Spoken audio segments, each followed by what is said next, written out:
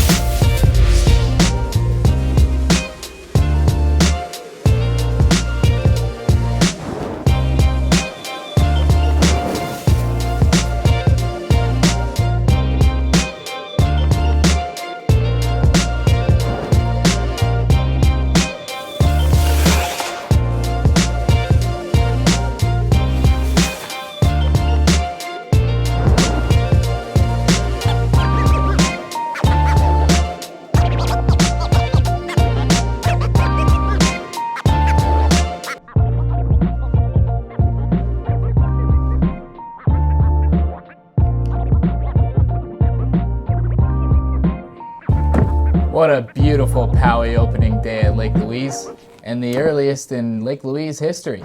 But seriously, that was one sick day. Obviously you're going to see more snowboarding videos than hiking videos from now on. Now that winter's here, things are going to get cold. If you're into that sort of thing, you should consider hitting the subscribe button down there.